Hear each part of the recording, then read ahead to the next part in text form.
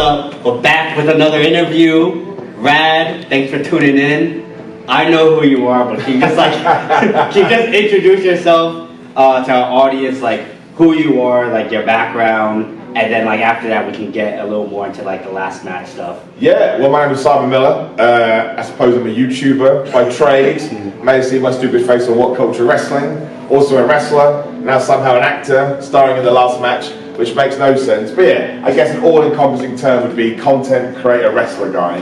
Or the one I like to use, professional idiot. That's my favourite one, professional idiot, which I think sums it up very nicely. Yeah, I think we've been called that too. That's a positive, man. Like, we're dealing in wrestling. It needs to be a little bit of stupidity, otherwise you're doing it wrong. So, yeah. Absolutely. So, man, the last match, would love your perspectives. From my point of view, this seems pretty unique. Yeah. It seems like we're blending two very different things, but it seems like it's clicking. Like, how would you describe what's happening here? Well, it's really weird, right? Because on paper, it's like a choreographed wrestling match, right? So wrestling match will be choreographed, but this one is super choreographed because you're blocking it like you would a theatre production. Right. But when you start doing that, you start to realise that there are real similarities between the two. I mean, the one that we were talking about the other day is obviously, in AEW or WWE, the lights will go out and they'll come back on. Oh my gosh, there's someone in the ring. That comes from theatre, right? If you go way back 100 years. So, for sure, they've absolutely borrowed ideals. So to sort of bring it all together, and there's the music, and there's the songs, and there's some insider terms, and some jokes, etc. Like, I think what I hope happens is when we start the tour, you get 50% wrestling fans, 50% theatre fans, and the theatre fans can teach wrestling fans something, and vice versa. And then by the end, everyone is just getting into it. But yeah, it's been a really, really cool, different experience. And to see these two worlds marry up and actually work is when you start going, all right, I understand why we did this now, because it should be able to translate to both parties. And yeah, the whole thing has just been great, and I'm very privileged to be a part of it. And do you almost feel a little weird that this already hasn't happened? It feels a little strange that, we know that music has always been a critical part of wrestling, but they haven't been merged, I feel, the way it's happening now.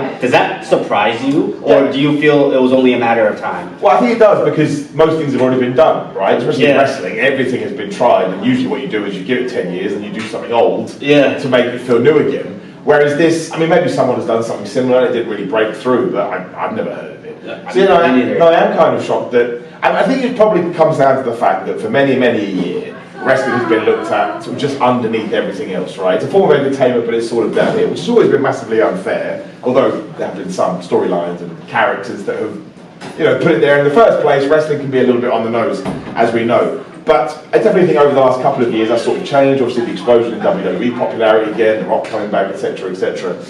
It just sort of, it has moved the echelon a little bit. I mean, WWE go to Netflix, right? All these things kind of come. So this almost feels like it's a right place, right time kind of thing. For sure. Because I think more people now are aware that WWE operates as more of a corporate entity or whatever. And that just does give some legitimacy to the idea of wrestling too. But no, I was like you, somebody told me about a wrestling musical theatre experience, rock and roll concert, and you do kind of go, yeah, why has it taken so long? And we'll find out, I guess, right? We'll put it out there and we'll see if people enjoy it or not. But I can't imagine they won't. Like, even the people that are coming to watch seem to have a good time. For sure. And you mentioned the audience before, so it is really interesting because the audience on tour could be, hey, I've never heard of wrestling before, but I'm into music, so I'm going to check it out. Yeah. And then you could also have, hey, I'm a wrestling fan, this feels different, I'm just going to check it out. Like, how do you anticipate the audience? Do you really think it's going to be a 50-50 split, or do you think it'll skew maybe one demographic more than another? I think probably, at first I think it'll probably be more wrestling fans, just because the best thing about a wrestling fan is they're so into wrestling, they will find stuff out and go, I need to check that out. And of course there's a lot of wrestlers in it, and that's kind of my background too, and there's Mickey James and there's Matthew Raywald, so I'd imagine you're fans of them. It's probably coming from a wrestling background. However, I'd like to think due to word of mouth, people will start going, oh man, you should check this thing out, it's really different, it's really fun, it's really entertaining, you'll learn a little bit about sport that you don't know. And I imagine it will grow. So I imagine maybe the first few will be more predominantly wrestling fans. But I think there will be theatre fans in there in general because people just go along to see a show. And I think once they realise how loud and interactive they're allowed to be, that will probably spin off into something else where people are like, man, you just want to go have a rowdy but fun evening. You can come, yell at some folks, that's why I have as far as I'm concerned, I have the best character in the whole thing, because I'm the one that gets to go, shut up, kiss my butt, all that stuff. So, yeah, and I think obviously a wrestling fan will be down for that. But when you do it to a theatre person, I think at first they'll be like, "What? You can't respond to me." But then they'll learn I can respond back. Yeah. And I think it will grow from there. I think people will really enjoy it. And no secret, like you have a great YouTube channel. Thanks, and you built a really great audience. So I think what I'm curious about is twofold. How have you built that audience over time? And then in particular for this thing you're a part of right now, how do you feel like that could also help the brand that you already have? Are you viewing this as, hey, this is something that's gonna elevate my brand and give me more eyeballs, or do you have like another like intention of how this could add value to what you're already doing? Well, it kind of ties into my life philosophy, which is the most over-the-top thing I'll ever say. But it's true. My thing is you always say yes. The best piece of advice I ever got was you say yes, you figure it out. If someone rings you up and says, can you horse ride? Yes. And then you have a few weeks to go figure out how to horse ride in case it goes somewhere. It's figure outable. Exactly, right? You can do anything you set your mind to. You really, really can. So for me, it was just a case of the YouTube thing is great. I love the YouTube thing, but I always want to grow. I always want to evolve. I want to put myself in positions that scare me, right? This is a scary thing to do in a good way. Yeah. It makes you feel, ironically, on your edge, you're focused. The YouTube stuff, I'm very lucky in the sense I've been doing it so long now. I have a routine, and I know what I can get away with, what I can't get away with. Whereas this, you walk in day one, you're like, I have no idea. Can I do this? Can I not do this? What do I do if I can't do this? So yeah, hopefully the audience I have been able to sort of build up, come along and enjoy it. But hopefully it feeds back into that as well, because it's 2024. You said the word itself. Everyone does need to be a brand. Yeah. And as much as I'm proud to do the YouTube stuff, I think you always want to make sure you're adding on little things here and there. And if this leads to another project, that's awesome. Again, I'm still doing the YouTube stuff from my hotel room. Yep. It's not as glamorous as it is when I'm at home with my studio, but I like to think I've built up enough stock that people are just like, oh wow, cool, Miller's traveling America. We don't care. We just appreciate the fact you're still doing it. So yeah, if I can connect everything up, hopefully it is just another step forward, because you don't know what's around the corner. Maybe YouTube vanishes tomorrow. So maybe, you don't know, right? So you always want to make sure that there are opportunities calling. And I also feel like when you get to do something new, you feel like you're going somewhere. And not, I didn't feel like I was going anywhere on YouTube, but again, it was just something, put it in your brain. We're going to do this, we're going to do that. I do, as silly as it sounds, I do believe that you do grow as a person. So I'm sure whatever I learn here, I'll take back into my videos. Then they feel a bit fresh, a little bit new, and then we can kind of, jig it around there too. So yeah, I just think it works. And hopefully a bunch of the, YouTube audience will come, and hopefully I can, make some new fans, and they go, oh, check this idiot out on the internet, and they enjoy that too, right? Yeah, That's my plan, but we'll see if it happens or not. For sure. And actually, you said something that made me think of something else I'm curious about. Since this is a very unique experience, that two things are kind of getting married together, do you feel like you've learned anything new, either about yourself or being a part of this, that maybe before you would have started you would not have realized? I'm sure there is. Whether or not I picked up on it yet, I don't know. But look, I have a musical number in this. It's not singing per se. It's more of a spoken word thing, which is the intent. But there's still rhythm, there's timing, there's beat, there's tune with the band. It seems a lot of moving parts. That's right. And that's sort of different for me. But then again, there's elements I can bring over from my wrestling. I'm very comfortable with promos. There's a lot of promo stuff in it, so I can add in elements of that. But no, I'm pretty sure, especially when I go back to wrestling in the UK, that I'll think, oh man, I can actually incorporate what I've done here. And mostly I'm just learning from other people. There's some really, really good musical actors in this thing. Oh, absolutely. And we've interviewed some today. They seem like very top of their craft. Absolutely. So they are, from the acting point of view, which is something I do want to get better at. They have to say, think about it like this, think about it like that. And then I can go to them and go, from the wrestling point of view, think about it like that. So as awful as the word is, there's a synergy there. And I do think I'll be able to take a lot of that back with me. I don't think I can come out of this experience and be the same person that I was. Hopefully for the better. Hopefully, But yeah, everything's a learning lesson. And again, I'm in an environment where I never have all the answers, but here I'm nowhere even close to being the guy that people would come to for information. And that's great. Because it means, again, I will learn, I educate myself, and then something else comes along, I can take, same with YouTube, right? Start doing YouTube, I know what I'm doing. Oh, I'll take from this, that, and this. Same with this. And then hopefully it just continues to move in a good direction. Absolutely. So I want to switch gears a bit and just talk about wrestling. So it seems right now something is different and clicking in a certain way that maybe it didn't like a year or two ago. And we ask a lot of people their takes on wrestling, and I think generally people think we're in a new renaissance. Yeah. What do you think is attributing to that? Is it a single variable that you could maybe pinpoint, or do you think it's multiple things that are maybe making people feel more connected to the storylines and the overall landscape of where we're at right now? I think it's multiple things. I really do, and I think it's been a chain of right place, right time, sort of a thing. I mean, I think Cody Rhodes going back to WWE was a huge plus, because that WrestleMania he came back. Who else on the show? Stone Cold Steve Austin, which meant when Austin's back, you're going to get a bunch of Laps fans going, well, I've got to see Austin, and maybe see Cody, or Cody's cool, maybe they see Seth, he's cool, Roman Reigns, etc. And of course, the boom actually sort of started happening around about 6 months before that. You saw WWE attendances going up, and obviously there's been change of guard there. So WWE does feel fresh, it does feel new. Having AEW around, them nipping at their heels. I understand that the gap is widening now, but they're still there, there's still competition. Yes. And I think that means, I mean, look, let's be honest. Go back to 2019. Oh, I like this story. Where did it go? Oh, we've just given up on it. That's a shame. I like this character. Where did they go? Oh, they're just not on television. Whereas now WWE's rebuilt that faith that they will pay off stories, and that just means you're going to get a more loyal fan, because they know, well, I will tune into SmackDown. Even though nothing happens or feels like it hasn't happened, maybe there's a seed that I haven't connected to somewhere else. Right. And I also think the in-ring products improved in WWE is because AEW's calling card was, man, we're just going to give you good matches every single week. And I do think WWE smartly has been aware of that. So when you start building all of these things, WWE feels fresh, which is what so many people wanted. Oh, it is fresh now. Someone else is running it. They'll then go back. And if you want the alternative, which is AEW, that's there too. And then you have all these pockets as well. But also, it's just so more accessible than it was. In the States, you've got Peacock, which is just, you sit down, you can watch whatever you want. Again, the biggest WrestleMania ever, just happened in terms of eyeballs on it and stuff. And I think that's what it is. I just think people wanted storylines, they wanted stars, and now WWE is littered with them. It's not just Roman Reigns anymore. There's Cody, again, there's Seth, there feels like a lot of stars. Even someone like Damian Priest, right? He just become world heavyweight champion. I feel like if we had done that a few years ago, people would go, "Oh, are you kidding me? Damian Priest?" It wouldn't have been believable. But we've built him up, we've taken our time, and we tied into this awesome thing. And obviously, CM Punk coming back, can't take that away. Guys, what do you think about him? The man moves numbers. So again, it's just all these things are firing it all at once. And WWE's being smart with it. They've been super duper smart. They're not rushing anything. They're taking their time. And then The Rock sort of puts the full stop on that, because everybody loves The Rock, right? He's a megastar. And look, I'm sure it'll balance out eventually, as it always does. But the fact they've got this goodwill now will last for a long, long time. So I just think it was telling people, hey man, you can believe in this now. We're not going to trick you at the last second. And then you mentioned the gap.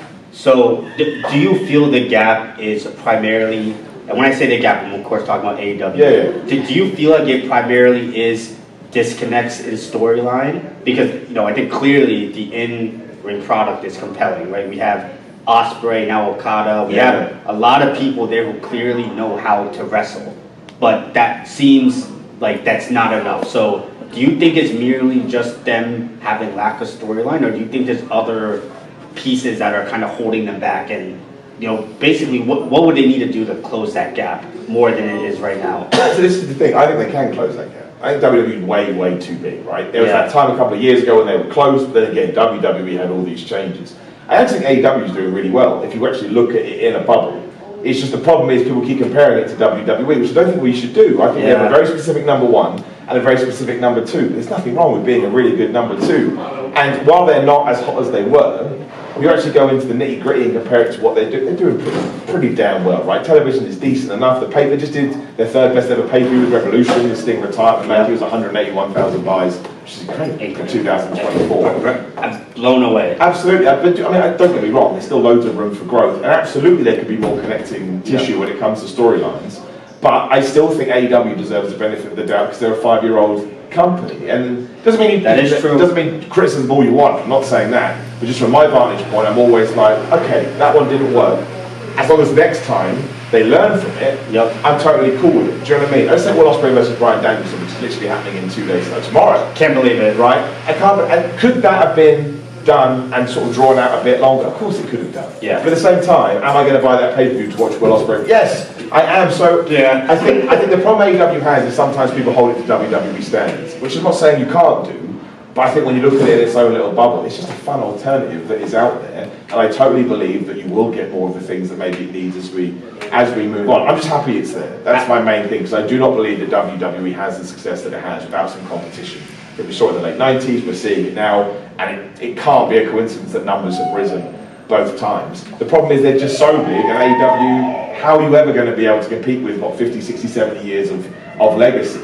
But I always try and watch it from my own perspective. I love Raw, I love SmackDown, I love Dynamite. You know what I mean? I really do enjoy them all. That doesn't mean, like last week's Dynamite, for example, I even said on my show, I was like, there's a lot of this I didn't understand, went right over my head. But that's okay, because there's somebody else that loved it. And of course they want to get the ratings up. I understand they've gone in the wrong direction. But they're still pretty decent in terms of what TV is doing. But I just totally believe that wrestling is cyclical. And I think eventually AEW will find their feet, they stumble on something. Swerve maybe about to become champion, I think that's a huge deal. You know, I love Swerve. We love Swerve. Honestly, he's definitely a one-of-a-kind act, and I think if you can make him the champ and then make sure you continue to push him, I do think that could bring more people in.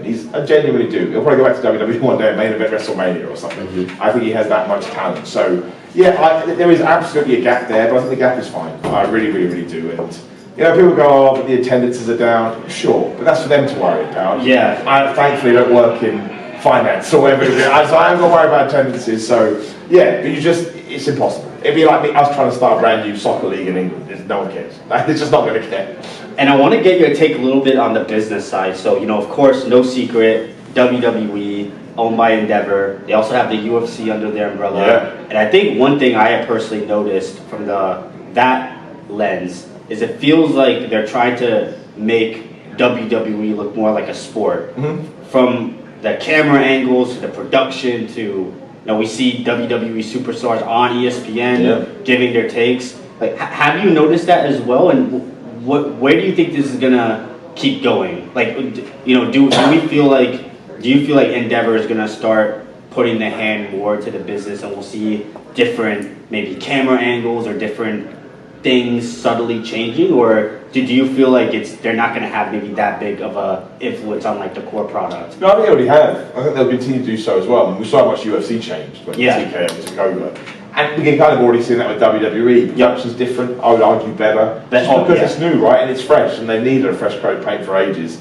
The Prime logo in the middle of the ring would never happen before. Sponsorship for every match over WrestleMania, that's definitely a TKO thing. But at the moment, I like what they're doing. I mean, I'd prefer if there was nothing in the middle of the ring, but it wasn't that offensive. I actually thought it was done quite tastefully, being honest with it. But I don't think it could be a bad thing, because even if we do start treating it more like a business, which will come with its negatives, ultimately the product right now feels better than it has done in ages. It feels extremely polished. It does, right? And I think that's how WWE should feel, because they're the big dog, right? They're the number one. But no, I don't think there's been loads of layoffs. That sucks. That's why mergers are always bad, because people lose their jobs. That's not good. But I do think in terms of what we're seeing on the screen, there is just a very, very direct idea about, again, let's make more people stars. Let's tell stories that last a long time. Let's do teasers. Let's not insult the audience. Let's make sure we're having banger matches.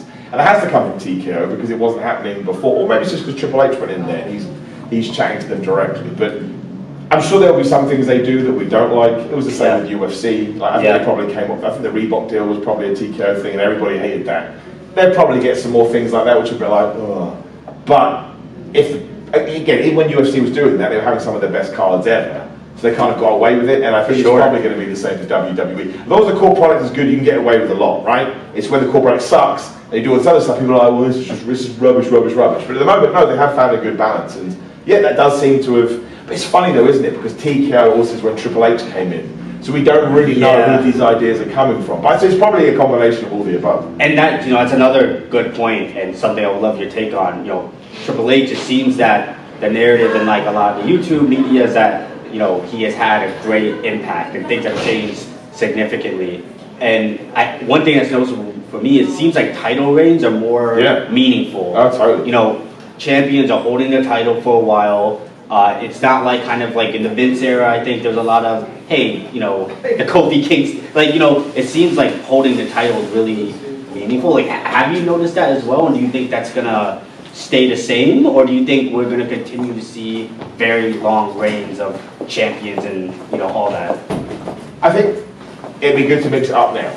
But only because we did such a Rhea Ripley was champion for a year. Roman 1,316 days. Gunther 666 days. Logan Paul's held it for a while. The tag team champions kind of a bit different, but the Judgment Day held it for a solid period of time. So I think I think it's great that we've done that, because we've re-established that being a champion means something. Right. And we've kind of updated some of the records, which is also good because it plants the WWE in today.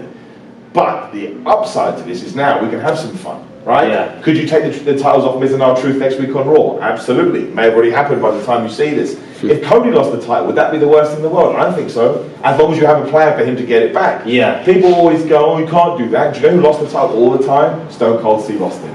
Stone Cold Steve Austin would lose that championship, and he'd win it back within a few weeks or whatever. I don't think we should necessarily hot potato it that much. But Steve Austin as the chasing babyface was awesome. I remember when he lost it at Hell in a Cell to Kane, and he wins it back the next night. Yeah. Right? All the time he lost it at Judgment Day to Undertaker and Kane. He just kept taking it off him, and that just made the fans want to see it more. Now, if it kept going that way, it doesn't work, it gets bored. But Roman just held that about the 1300 days. So if all of a sudden he did lose it, say he loses it at Backlash, doubt it to AJ Styles, but then he wins it back at SummerSlam, there ain't nothing wrong with that because we've proven we can do the other way. Now, I don't think necessarily you want to do that with the world title. Actually, the Intercontinental title's a good one. Maybe give it to Chad Gable eventually. I think that would be quite cool. That would be cool. It had to happen the other way. And, you know, after a while it was like, okay, now we have everyone just being a long champion, but that just told you yes, because when you're a champion it means something. Yes. So that's one of the most important things that he's done, and what I would actually focus on this year is the United States Championship.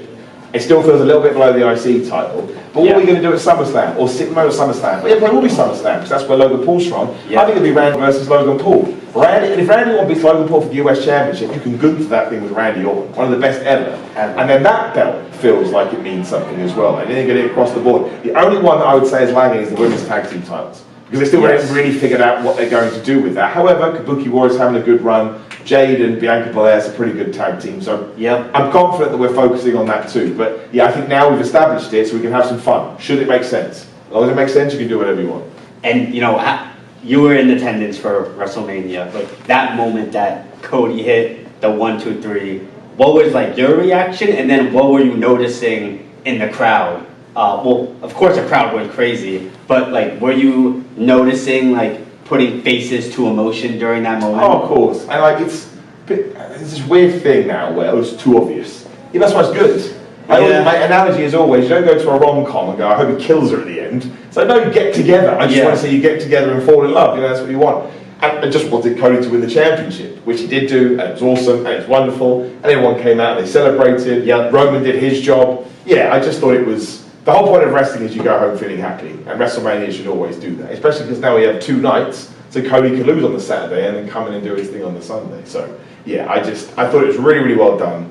It's so hard to be a babyface in 2024, but Cody is just wonderful at it. Even when he does all the media, comes across like a good guy. So I really, really do think we should just build the entire. He's the next guy, right? Yeah. Let's coronate him as we have done. Just let him go nuts. Like I say, they had a house show in England the other day in the O2. 16,500 people. Wow. I went to the last one. It was not 16,500 people. So the momentum is there. We should ride it all the way. Just admit it's everyone, of course. It's a team effort, but Cody is leading that charge right now. So to see him finally do it, he's a super good dude.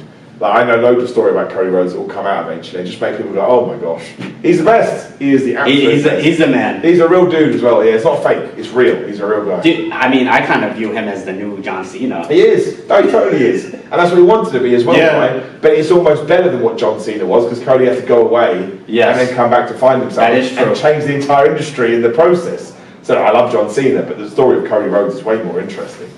So I would just continue to hammer this. Absolutely, get to WrestleMania 41, Cody versus The Rock. Give it to me. We need it. Yeah, absolutely. So what is your take on, so it seems like now post-event press conferences are a really important thing, and I think it goes back to the topic of these things are kind of bleeding the line between what is a work and what's like people in character versus what's real. Like, do you feel that as well? And what is your take on like these post-fight pressers where, you know, Triple H will go and, you know, give his take to the media, and we'll have Roman go in there and telling everybody to acknowledge them? Like, what is your thoughts on that? I like them.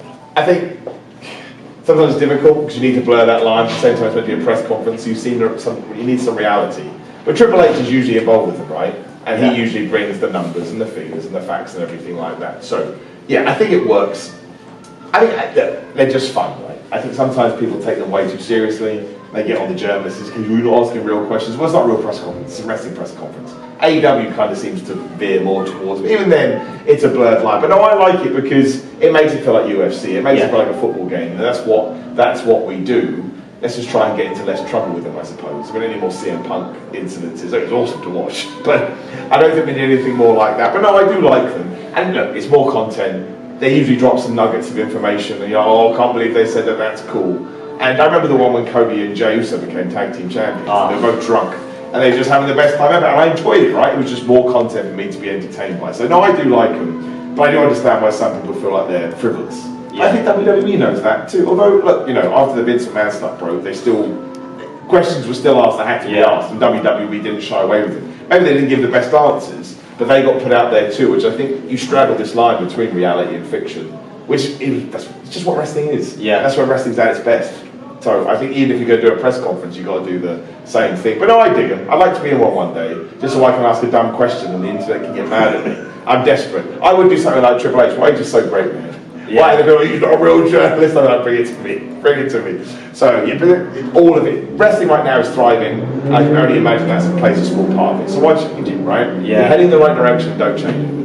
Well, I could talk to you and ask you wrestling questions all day. We got the cue that we have to start wrapping it up. Yeah, I gotta go back to rehearse. But on behalf of our team, we want to give you our rad shirt. Oh, that's very kind. So definitely wear it in good health. Absolutely, I wear it on ups and downs. And I mean, honestly, I think this interview was great. Like, we're gonna need a part 2 at some point. I'll do a part 2. Hell yeah, man. Why not? We'll figure it out. I can talk about wrestling all day, as I do at the moment. So, man, anytime we'll figure it out, 100%.